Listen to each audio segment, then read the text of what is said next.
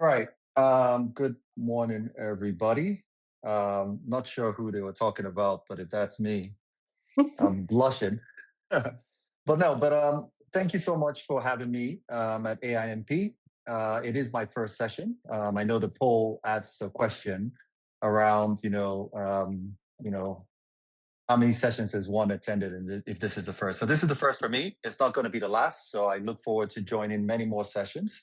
I've had the opportunity to be introduced to AIMP across multiple different people, stakeholders, platforms, etc.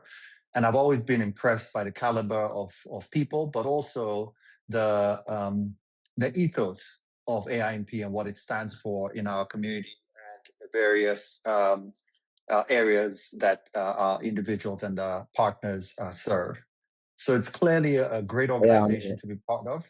And I'm honored and blessed to be amongst each and every one of you to share some thoughts on this important topic around, God, career, pressure, and am I falling behind?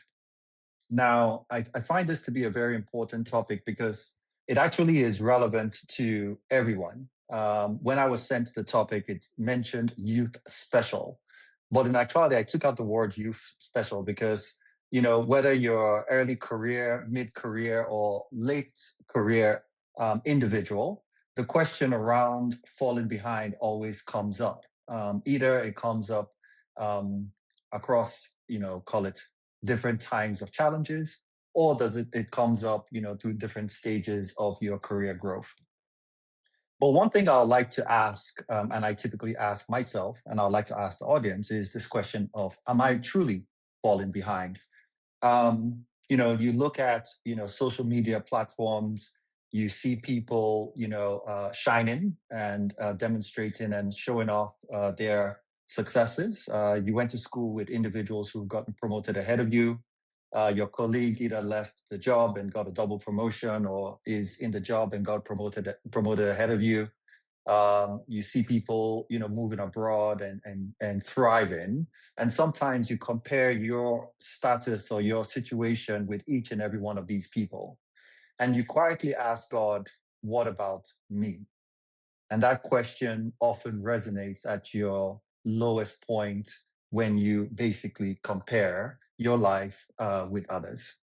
I want to tell you today that, you know, life is not a race against someone else's timetable.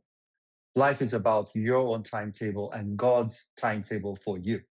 And I think that's a very important message that I would like to anchor my conversation today around. God's time for each and every one of us is unique and is uniquely ours and is uniquely God's. It is not someone else's race. It's not someone else's timetable. It is ours. Now, as the CEO of Standard Chartered Bank Africa, I often, it's sometimes reflective to look at, the career journey that I've been through over 25 years of working, becoming a CEO for Africa at less than 50. It sometimes gives the illusion that there hasn't been challenges, or, I've been on a, call it, upward trajectory my whole life. And I can guarantee each and every one of you that my career, my life has faced significant challenges, pressure points, times that have tested my zeal, have put me on the back foot, and tested my resolve. But again, the anchor point is God and God Almighty giving us, the grace and the fortitude to be able to run the race that He has for us. I want you to know I think I'm pulling that behind. faith. Sorry, can we turn off microphones? So I want you to know that faith does not remove career pressures, but it gives you an anchor point when you go through those career pressures. Proverb 3, 5, Proverb 3, 5, 6 says, trust in the Lord with all your heart and lean not on your understanding, and He will make your path straight. Notice that the scripture actually says, lean not always. Whoa. Can I ask that people just turn off their their microphones, please? It's quite disruptive. But I'd like to say that the scripture actually says, lean not on your own understanding. Because truly, it is not by our own grace or by our own doing that we thrive, either in our careers or in our lives, but it's by God's grace and what He has in store for us. I'd like to share a little bit about my career journey, and to illustrate that it's never been a forward and upward trajectory through, call it, 25 years of working. I think early on in my life, probably in the first 5 years, I lost my job for the first time, and probably in year two or probably year three of coming out of college. And granted, it was early in my career, but also tested a lot of, call it, my ambitions, my belief in, call it, my capabilities and abilities.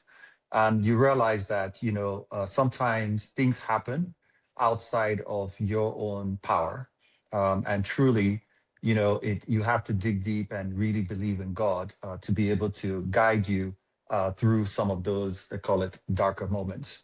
I think God came through in many, many instances, but in that instance, I remember driving to a college fair, which was not a college associated with me at all in Chicago, attending a college fair and meeting an individual that introduced me to my next job that got me out of that rut. And during that rut, I stayed with my sister. I moved out of my flat. I stopped paying rent, et cetera, et cetera. And it really is something that people go through. And sometimes, you always ask God why, because others around you are truly thriving, and you have a setback. But I must say that each of those setbacks have actually fortified my resolve in God's mission and goals for me, but also has fortified my ability to be able to navigate challenging times. And truly, life is all about challenges. It's never a rosy outcome 100% of the time. And you have to go through those challenges and come out of them knowing that God is walking side by side with you through those challenges. But more importantly, God has greater things in store for you in the future for you to anchor a lot of your belief and your call it, your fortitude to be able to push through. I think another thing I like to say about my career is that mid-career, I moved companies 3 times in 6 years. And I remember during those periods of time, people asked, what is really going on? Why are you moving to all these companies? And as I rewind back and look at those experiences, particularly my time in the Middle East, I realized that, I had moved from, call it, building technical skill sets to understanding complexity and understanding stakeholder management. And working in 3 organizations in 6 months really, really tested a lot of my, call it, definition of what stakeholder management was all about in a global context, and has actually allowed me to be a lot more comfortable and effective in being a senior stakeholder now and managing through some challenging times. I think late career in R&B. Okay, I'm just going to ignore that, by the way. Late career at R&B and now at Standard Chartered, I've definitely been able to see how these experiences have been able to give me the ability to navigate, again, challenging times that we see in today's economy. I see that someone is still playing games on this platform. I don't know if that's you guys are seeing the same. Is this a normal thing? I think at this point, we will not admit anybody new. The last 2 people that entered, I will expel, and then we'll continue. I think I know what's going on. Sorry about that. But we won't allow anybody else into the event. Thank you.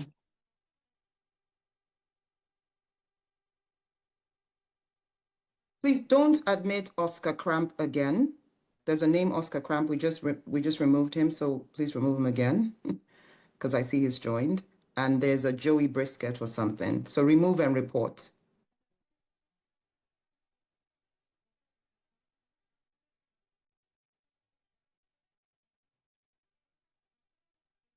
Sorry about that. This is the first time we've had this. So going forward, it's already 30 minutes after the hour. We are not admitting anybody else in. Please carry on. Thank you. Okay. So I'm going to jump right into call it my 6 messages that I had in store for today. I think the first message I want to share is that your career is important, um, but it is not your identity. I think clearly, sometimes people latch onto career as, who they are and kind of put so much emphasis on the career to identify their role in society, the impact they have both in terms of people, families, and society. But in actuality, your career is truly not your identity. Um, in my life, clearly I am the CEO of Standard Chartered Bank in for Africa, but I kind of comport myself not necessarily from the standpoint of Standard Chartered. I comport myself from the standpoint of Daju Ajene, and I try to underpin, the way I live with in a form of humility and a form of recognizing that success is not my doing, but it's God's doing. And in doing so, you basically run away from the risk that the career comes and goes, and if you anchor yourself using your career as your identity, you have a risk of losing yourself when your career either goes pear-shaped or stops. And I've seen a lot of this actually play out where you have senior level executives in the Nigeria context or the global context who retire from their career and seem kind of soulless or seem lost in society. And I think that is something that I would like to also just share as a message, that let's not make our career our identity. But more importantly, if you look at Matthew 6:33, seek first his kingdom and his righteousness, and all these things will be given to you as well.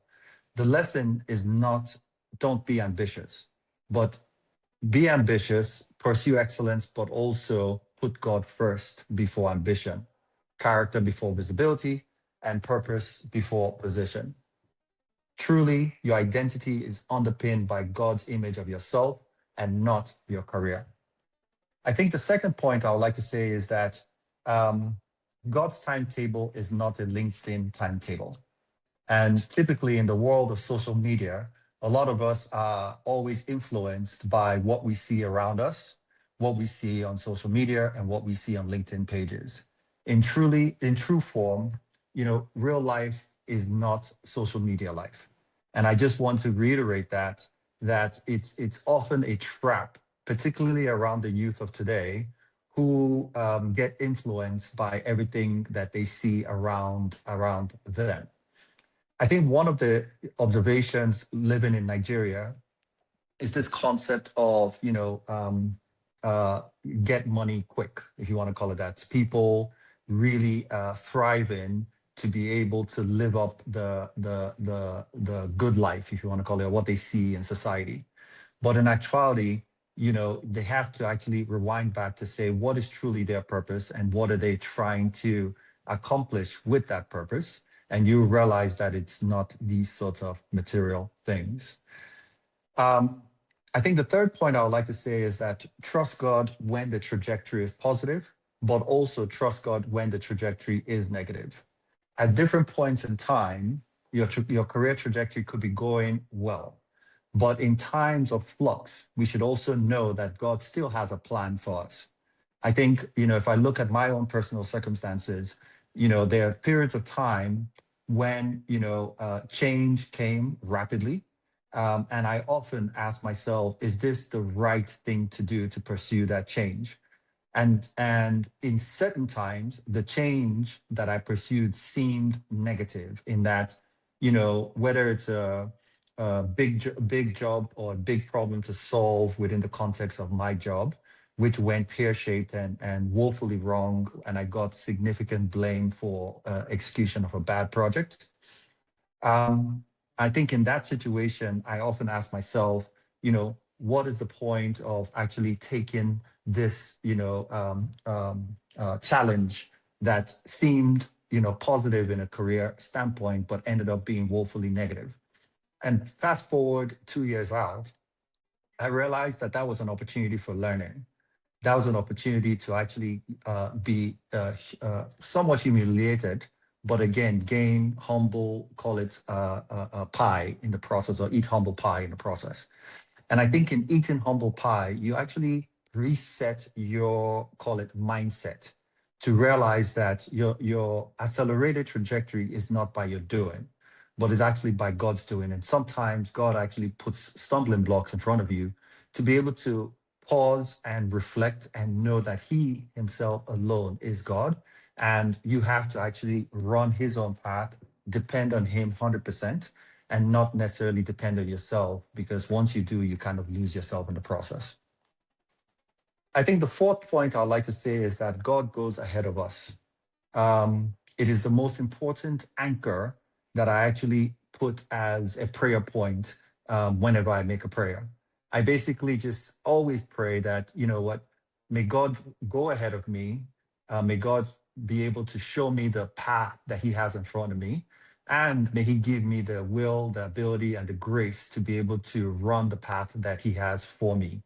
Now, that is an important, at least in my life, an important prayer, because I think if you look at various parts of the scripture, I can't remember, I think it's I'm not sure actually which part is which scripture, but I remember something that says basically, for the Lord Himself goes ahead of you and will always be with you. And I'm trying to remember where it came from, but again, I think it's one of those things where I fundamentally believe that the Lord walks ahead of me in everything that I do, and I truly have to lay everything on the ground, trusting that He's walking not just beside me but ahead of me. And then the fifth point I'd like to also touch on is this concept of never trading your values for acceleration. We live in a complex society. And in that complex society, it's evident that, you know, we're always going to be faced with a make money fast scheme. We're going to be faced with the choices of taking the long road versus the short road. We're going to be faced with challenges in the workplace of not calling out mediocrity, but following, you know, the shortest route possible to be able to get to an end goal. All of these things really test our values and test, you know, who we are as a child of God. And I'll just like to encourage us that, you know, this concept of trading values for acceleration is a constant battle that each and every one will have to face.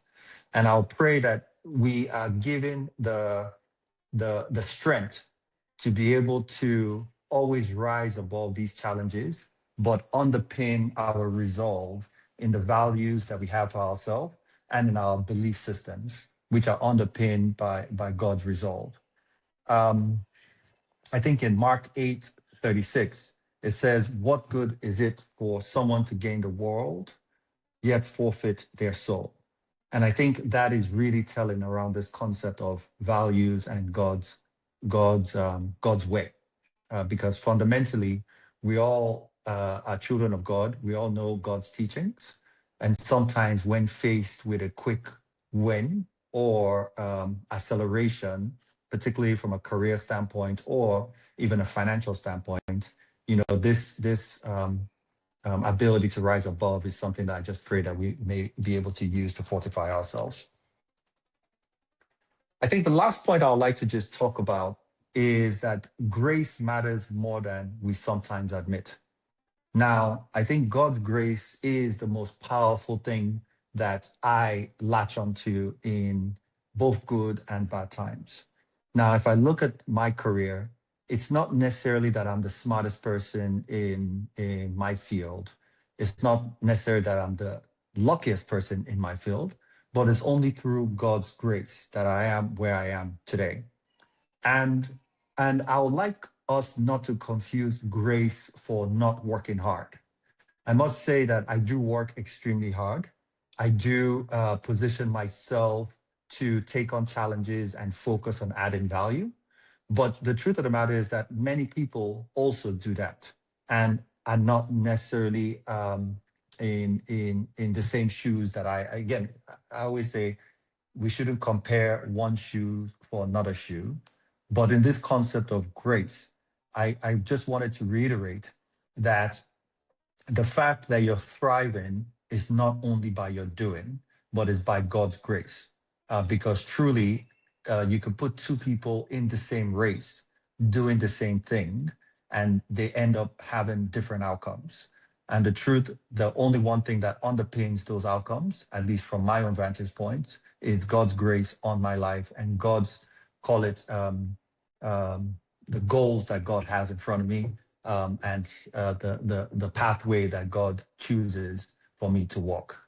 I think, hard work does matter enormously.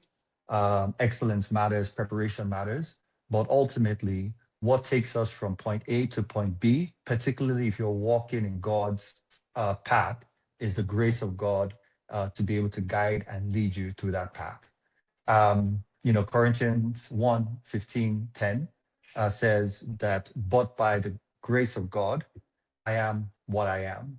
And truly, I believe that, God's responsibility is the outcome of call it my life. So fundamentally, the grace that God has bestowed on me is what leads me on a day-to-day basis, and also has underpinned a lot of the successes that one looks at outwardly, but inwardly, it's all underpinned by God's grace. So those are the 6 messages I just wanted to share. I would like to conclude my remarks by saying a couple of things around delay and success. I'll say delay is not necessarily denial. And a difficult season is not evidence that God has abandoned you. Never confuse your career with your identity, as I mentioned as one of my first points. I may be CEO today, but the CEO and the role that I play as Standard Chartered is what I do, and it's not who I am. I think the fundamental point is that titles do not define the individual. And as much as possible, we should never confuse career for identity. I think it's important for us to seek the Lord's kingdom and his righteousness in everything that we do, and believe that God's will be done, and he walks ahead of us in everything that we do, and we may be able to run and walk his path. And if we do that consistently with strong belief, then all shall be well. I think sometimes, God doesn't always show us the entire road. He simply just shows us the next step. And sometimes that next step may still be underpinned by a lot of questions, but it comes down to us listening with intent, clearly preparing and working hard, be able to seek wise counsel and pray deeply that God shows us his light, walk with integrity, and then also have courage that as we walk the walk of our Lord, that the courage that we have to be able to make bold moves that seem risky is always going to be underpinned by the understanding that our God walks side to side with us, but more importantly, walks ahead of us. And most importantly, when success comes, may we be humble enough to recognize that the hard work is only part of the story. It's the grace of God that was able to get us to our final destination and keep us moving forward in God's grace and wisdom and the life that he has for us. So thank you. And I'll stop there to be able to just share. Those are some of my comments in terms of who I am, how I've been able to get to where I am. But more importantly, some of the 6 lessons that I think underpin, the way I comport myself in life. Thank you so much, Dalu. This has been, I feel like I've been drinking from a water hose, I must confess. So much you've said, and a lot of very practical nuggets. I think for me, when you started off by just sharing, yeah, I see all the emojis are coming in. Thank you guys. Just continue to recognize him and acknowledge him for what he shared. He's really shared out of the depth of his experience. When you started off by talking about your experience having lost your job early in your career, that always resonates because I know there are many people who are joining today that may have experienced something like that. And I know that it can really have a major effect on you. But then talking about how you were able to work through that and get stronger and be able to use that as, like a springboard to get back in the game. It was very useful, very helpful. And you've also answered a lot about, this issue of delay. How should I really see it? Is delay always a negative thing? Is it always bad? But then talking about, that timetable, our timetable, or the timetable that God has for us versus the LinkedIn timetable may not be the same. And it's important to kind of understand that and to realize that. So I think that's very useful. I think the team has put in the chat a summary of the key points that you made. So hopefully those who missed it can pick it up from there. So many, many good things. I have a few questions that I'd like for you to respond to. Just looking back at the topic, which is, am I falling behind faith, ambition, and the pressure to arrive? There is a pressure to arrive. And so my first question for you has to do with that issue of arriving. What does it really mean? How should we define success or that concept of arriving when the world pretty much defines it around our accomplishments, our achievements, family, the number of degrees, number of titles? What does arriving really mean?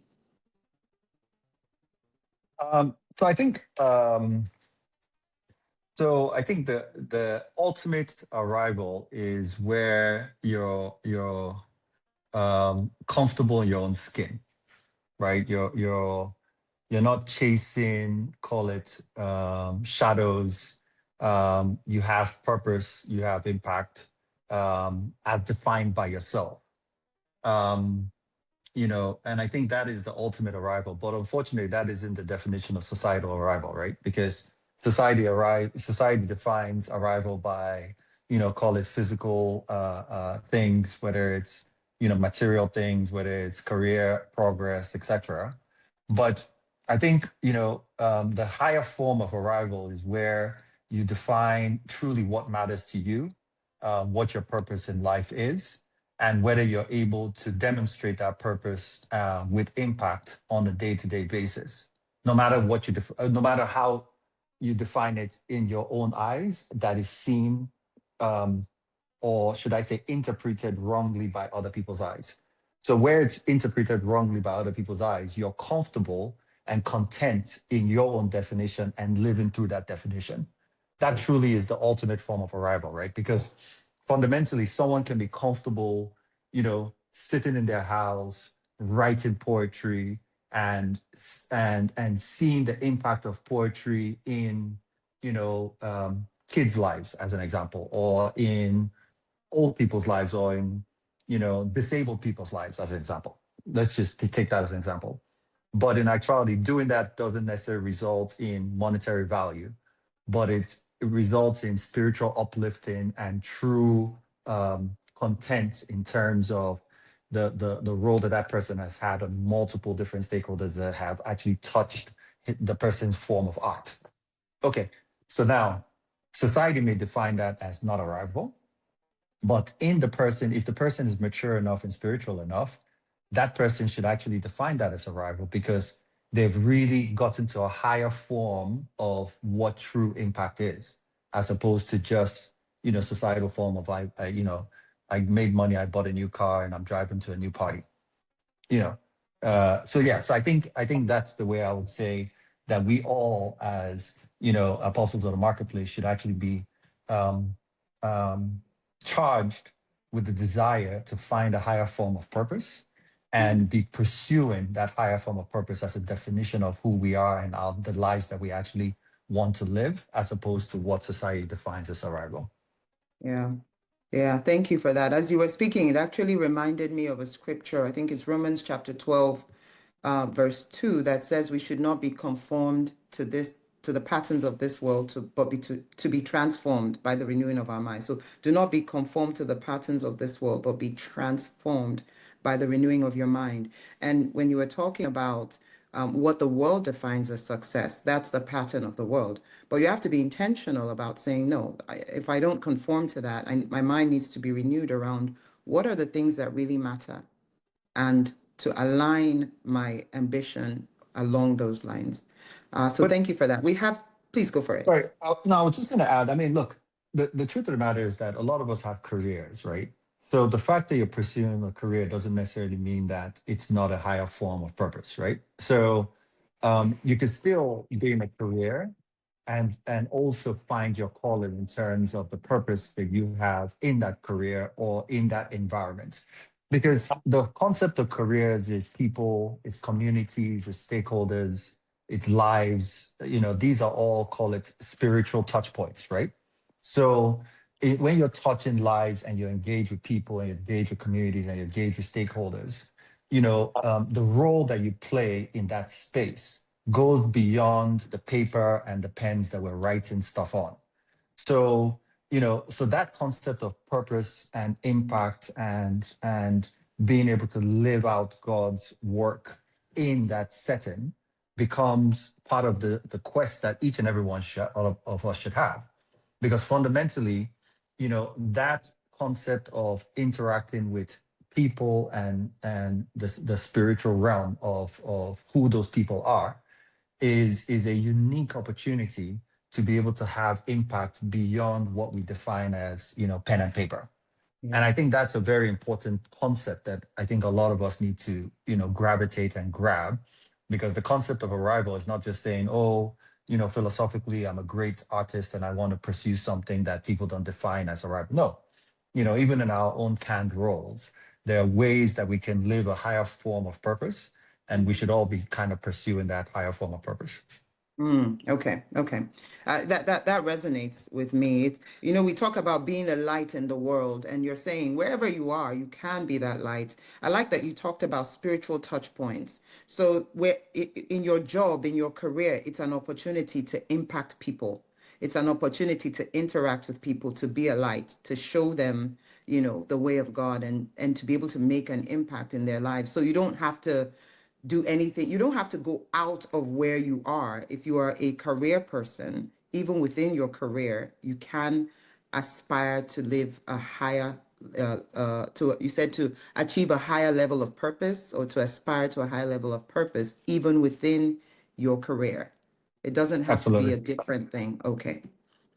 Awesome. Thank you for that. We have a few questions for you in the chat. Okay, the first one says, what decision or move have you made that you later realized was the wrong move?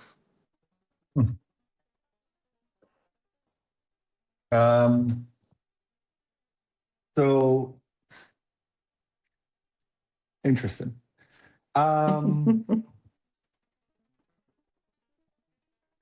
So I think again, I can't necessarily say they're all interconnected, right? They look like wrong moves when you go through them, but much later in life, you realize there was a reason you went through that situation.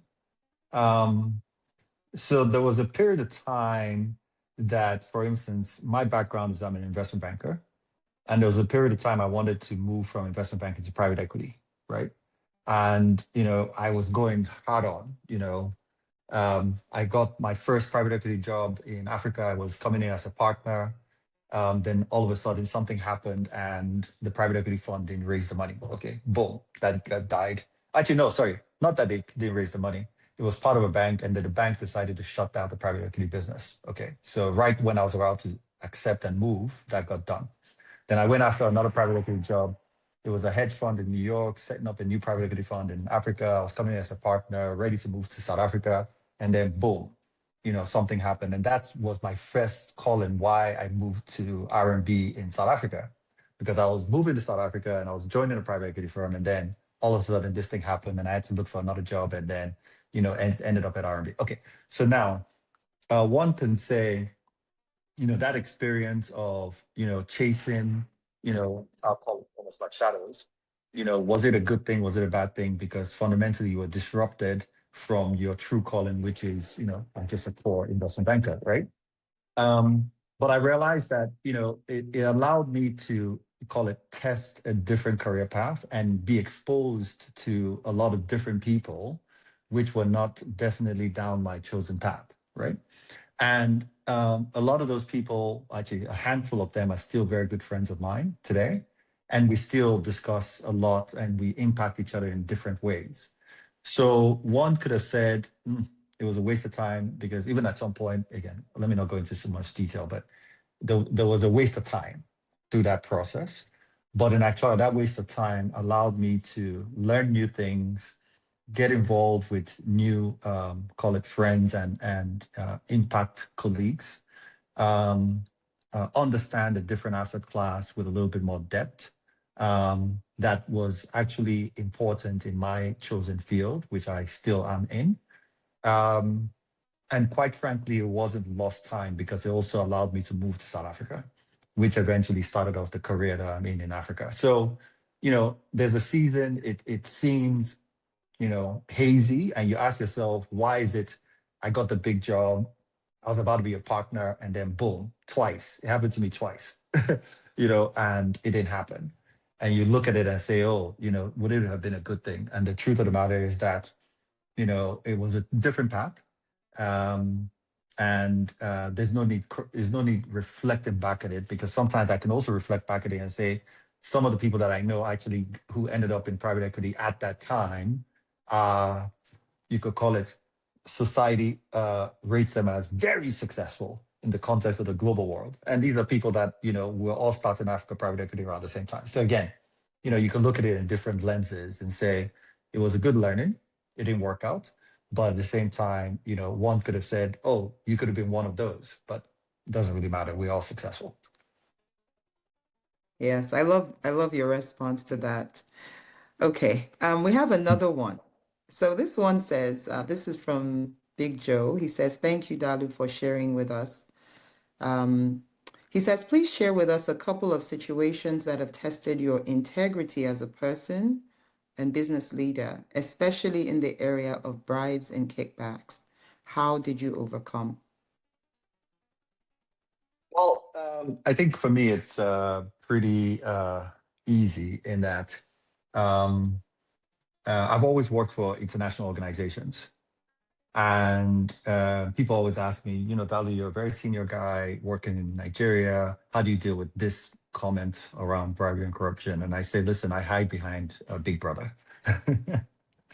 So, I hide behind Big Brother. Big Brother is my big organizations, and we have enough cover to be able to say no and be able to walk away from deals. There are several deals that we don't do as an organization, that other people do, but good luck to them. And it doesn't necessarily negatively impact me because we have a bigger purpose, we have a bigger um, um, role that we play as an international organization. And and because I understand that, I'm able to face such decisions head on, underpinned by our value system of integrity and such. And that allows us to be able to make the right calls even in times where wrong calls are made by others. Yeah. I think it's important to say that where you have an organization that can back you up, it's usually good to stand behind them. And where you don't, then you kind of have to stand up for yourself and your beliefs. So for those who are faced with that, I suppose that might be one way to overcome. If you have any questions for the speaker, we don't often have this kind of privilege. He's here with us. We have a few more minutes with him. So please drop your questions in the chat so that you can get them answered. Okay. All right. I do have a few others for you. So on the matter, you talked earlier about contentment. The question is it possible to be highly ambitious and at the same time deeply content? Is that possible? I think it is. Um, And okay, I'll say this. It's very important for me personally. It's very important to be highly ambitious. I'm extremely ambitious. However, I'm also highly content in that in my quest to execute on my ambitious goals, if it happens, fine. If it doesn't happen, fine. Right. And I think that is the element of contentment in that I wouldn't let my ambition crush who I am or collapse my happiness or my my belief in God or bring questions to bear, etc. And I think that's an element of, call it contentment, because fundamentally it's not defining who I am. In that clearly I'm ambitious, clearly I want to deliver, clearly I want to add value. But if I'm able to, okay, so I actually rewind it. If I'm able to give my all to a situation, whichever way it falls, it's fine, right? Um, and through doing that, I know, it was meant to happen, right? So if it works, great. If it doesn't work, great. But I've been able to give it my all, but I'm not going to give it my all, right? Because if I don't give it my all, then I have myself to blame. Then I can't be content. But if I've given my all and it doesn't work out, then I'm content with the outcome. So that's one definition, right? I also have a friend of mine who's basically, he had hit certain pinnacle in his career, and he's like, listen, mate, I'm done. I'm content with where I am. I've hit a certain number. I'm done with this rat race, right? So whenever I speak to him, I'm like, dude, what are you doing with yourself? He's like, yeah, you know what? I'm finding other goals and aspirations in life, right? And it's always interesting because I admire it, but he then tells me, dude, you can't do what I do. And I said, okay, really? He's like, no, no, no, no. Because if you did what I did, you would be pulling your hair every day because you'd be like, why am I sitting on couch, for 2 weeks or 3 weeks in a row? So again, I think everybody has their own level of what drives them and what gives them this level of contentment. But I think fundamentally, we all have to find it for ourselves in the context of ambition, because ambition is a constant thing and different people define it in different ways. But ambition is underpinned by your ability to be able to deliver something at a higher order. And if you're able to deliver something at a higher order, whichever outcome it comes out to is, you should be content with that outcome. Yeah. And this is your response is so important because I think about people who are so ambitious, they're willing to do almost anything, you understand, to achieve that ambition. And you can tell that those people, you can't describe them as being content in the Mhm. event that they're not able to achieve. Yeah. So we've heard really difficult, well, I call them difficult. We've heard people do some really interesting things trying Yeah. to get ahead, just so many horrible, horrible things. So yes, I think there is a definite distinction between being ambitious, and there's nothing wrong with that. All right. Thank you for that. So I love this question by Nwamaka. She says, while we acknowledge the grace of God in your life, what are the three things in your work ethic or ethos that set you apart from others? Um, so I think the first one I would say is I believe in adding value. Um, so I believe in being. I try to articulate what value is needed in each situation. And when I say value, maximum value. So how can I maximize value based on my inputs and with a clear definition of what that maximum value is? So inputs, outputs, and understanding value creation. That's the first thing. I think the second thing is I comport myself with a high level of humility in that, I don't have a chip on my shoulder when I'm in office. I am who I am. I'm relaxed. I comport myself with humility. And I think that's a very important point because it opens up um, opportunities for people to question you, add value, um, have frank conversations, and continue to pursue, call it a joint objective, right? So humility is important. And then the third thing I always say is I try to elevate people around me in the office. So, I think, you know, um, uh, particularly where I see talent, right? Because people around me, particularly where people really want to thrive, my goal is to, make them better and sometimes even better than me. I'm very comfortable making people better than me and giving them an opportunity to shine and outshine. And I think those are probably three things that are very important at least from my own management ethos, that, allows the organization to thrive, but also allows me to be impactful as a leader. Yeah, people are responding very positively to that. Okay. All right. Let me take this other one. And I think you might already have spoken to it.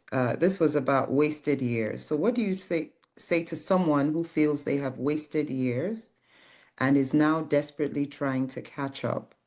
There are two follow-on questions. It says, what if you genuinely made the wrong choices earlier in life? How do you move forward without being consumed by regret? Is there ever a point at which it's too late to pursue a dream? Well, we all know Moses at 80, right? so so yeah, so God's grace and God's will be done, period. Right? Mhm. So I don't think there's anything like wasted years. I think there's procrastination. So there's procrastination, there's no wasted years. So if you allow your definition of waste to slow you down, that leads to procrastination and blame game, then that's truly wasted years, and that's where you have an issue. But if you continue to propel forward deliberately, prayerfully, with purpose with a sense of purpose and a sense of calling, then I wouldn't call it that they're wasted years. It always is a pathway forward or pathway sideways, but ultimately is a pathway that God has designed for you.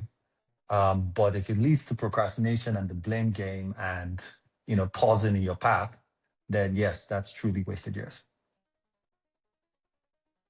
Yeah, this concept of pathway, very important. I heard someone talk about how we make reference many times to the career ladder.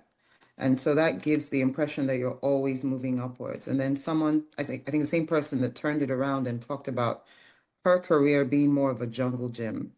And so there's sometimes moving sideways, you're moving diagonally, you might move down a little bit, but you move down to move back up at some point. So it's important. I think the mention of pathways and just being open to the pathway that God has taken you, or maybe even you yourself have taken yourself, because I'm now thinking about the children of Israel who had an 11-day journey that ended up taking them years and years, and it was just because of hard-headedness and stubbornness and maybe sometimes even procrastination on our part from a career perspective. So, but yes, it doesn't have to be wasted. It can be opportunities to learn and get better. Okay, I think we're going to round up. And I see we have another question here that says, what 2 or 3 pieces of advice do you have for young professionals who want to make it quickly, aka blow? I added that part. Yeah, look, okay. So one, I don't think there's anything around quick.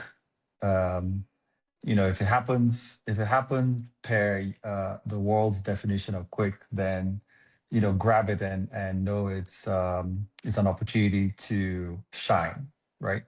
But I think the first thing I'll say is value. I'm a believer of value, right? I'm a believer that one truly should always think about what value are they adding to a situation, a company, a project, or whatever it is, right? So how are you adding maximum value to the situation that you're involved in first? Um, Two is um, dare to dream, right? Don't be don't be restricted by almost like don't be restricted by your own understanding or your own definition of what is in front of you, but pray that God opens your mind to a bigger calling that makes you uncomfortable, right? So dare to dream. I think this concept of not being comfortable but pushing the boundaries of opportunities and potential is the only way that you can actually get to that so-called blow that people talk about, right? Um, um, yeah, I think those are two. I mean, I can think of three more, whatever it is, but I'll stop there. Two. Yeah. The value creation, very key. You find a lot of times that people want to make it and they don't want to give anything. They don't want to tap into themselves and use their skills. It's important for them to understand that they do have something to offer. And maybe that's also a point you're making in talking about value creation. So maybe in the past, they may not even have known what they have to offer. It's about looking within, maybe even asking people, when you see me, or what do I bring to the table? And I think maybe our young people may struggle with that, is just No, knowing that but I there's think value that they're able to, yeah, please. Ruby, I'd just like to expand on this one. I think people sometimes don't understand what value creation is. Mm. Right? It's a very big point. I mean, you need to step back and see the bigger picture and understand what are you contributing and what role do you play in that contribution and what's the outcome. Sometimes people just run on a treadmill without understanding where they're going. So how do you create value or how do you maximize value? You have to be able to step out, be able to understand where you're going or what you're contributing to, for you to be able to now apply your mind to how you added value. And a lot of time people get into the workforce and they just execute in task, just running. And you ask them, okay, what is this? Okay, how does it add to the overall strategy? How does it add to your division? How does it add to your project? And they don't know. So how do you maximize value?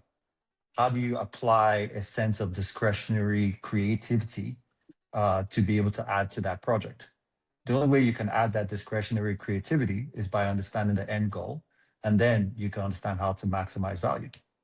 So I think that's a very important point. A lot of people run the race and do things, but it doesn't necessarily equate maximizing value because they're just in a call it a turnstile.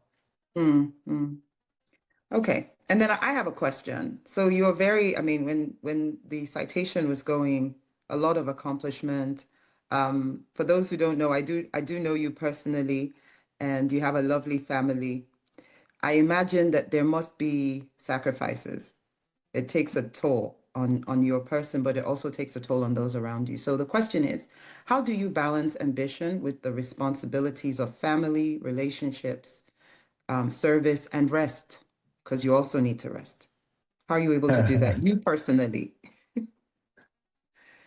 Um, look, first of all, I have an amazing family, an amazing wife, amazing kids, who have been able to be understanding and supportive of the career journey. But more importantly, understand beyond understanding is contribute deeply to the success of the family.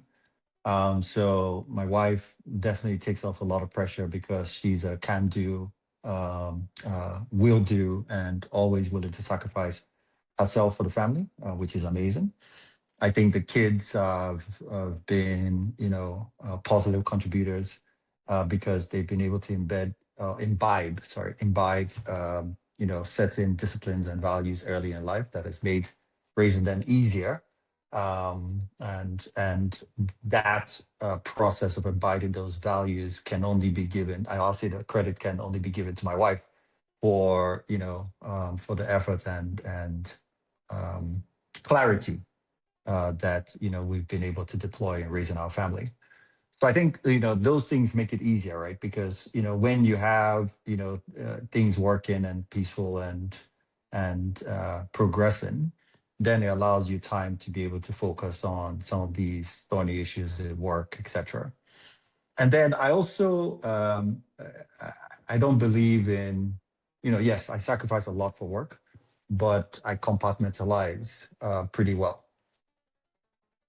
So this concept of compartmentalizing is, I don't know whether it's something that I do naturally, but I think I do it quite well. In that work is work, family is family, play is play, and I'm able to operate and juggle all three at the same time, right? So uh, um, the difficulty is where people do the blurred line. The blurred lines, and then make work. The be all and end all as sacrifice to the family. I don't necessarily believe that. I think there's a space for both. Sometimes it's give and take. One gets more than the other, but you have to make space structurally in your head to be able to carry all along. Yeah, thank you. I just wrote it down. Work is work, family is family, and play is play. That's very good. That's very good. Okay, I think I've exhausted the questions. I don't see, let me see if there's any others that I may have missed. I don't think so. Yeah, okay, there's a comment here by Nwama Kokoye. She was talking, I think, when you She's not spoke allowed to make earlier. any more comments. She's made too many comments. She's banned. Um, She says this is a big learning. This means that as entrepreneurs, it's important to emphasize. Okay, so I think this was when you responded to your organizations kind of providing you with that cover so that you, whenever you're faced with bribery and all of those temptations, they actually have a no tolerance policy. So she says this means that as entrepreneurs, it's important to emphasize our values and build the organization in a way that provides safety for people working in our organizations, not put them in positions that overtly tempt them to be corrupt. We must put guardrails. Thank you so much for that. I think it's a very, very important point. And she's responding to the ban on further comments. She's posted an emoji. All right, all right. Dalu, before we let you go, there's just one thing that I wanted to make reference to, and it was something you said earlier about, oh yes, you said trust God when the trajectory is positive and when it is negative. And when you said that, I wrote something down. I remembered two characters in the Bible. One is Joseph.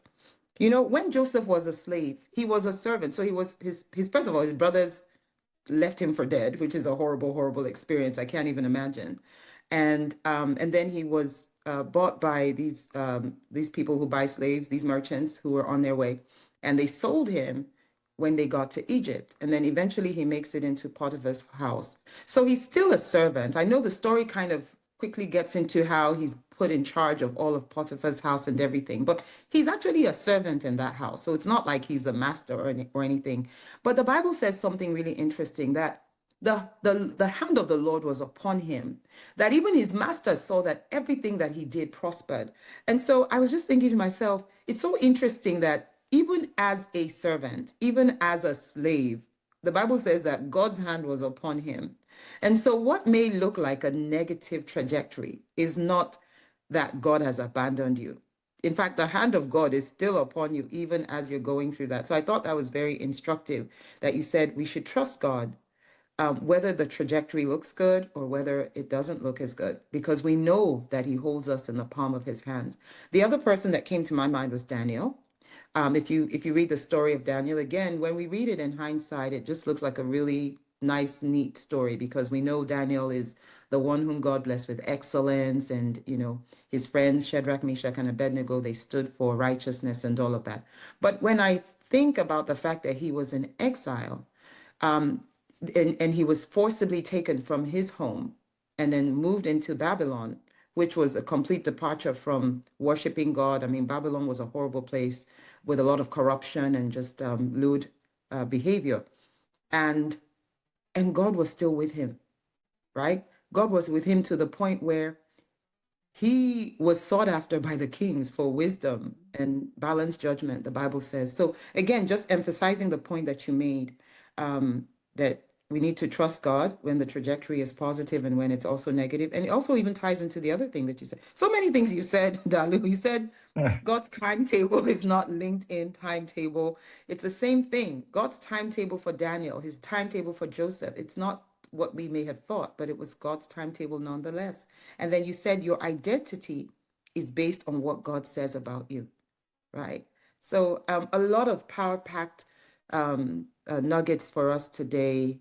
Thank you so much. Please, can we throw up emojis just to share our thanks for everything that you've shared and poured into us today. It's been so much. I don't know if you have any closing remarks you want to give us before we sign out. There's a poll that has just come up in front of our screens. Please respond to the polls, to the Yep. poll. It's to help us get some information, feedback from you. But please, Mr. Ajene, before we release you, can you just give us final closing remarks?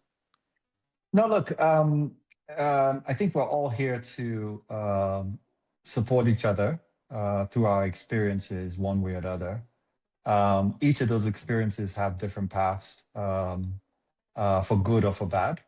And there's just so much learnings that we can actually tap into each other. So I'm truly grateful for this platform to be able to share some of my experiences. I'm hoping that it did, touch or impact someone on this call, even if it's just one person, then I'll say time well spent. So thank you so much to AiMP for setting this up. Thank you to the organizers. Thank you, Ruby, for your questions and remembering some of the quotes that I mentioned without me even remembering them.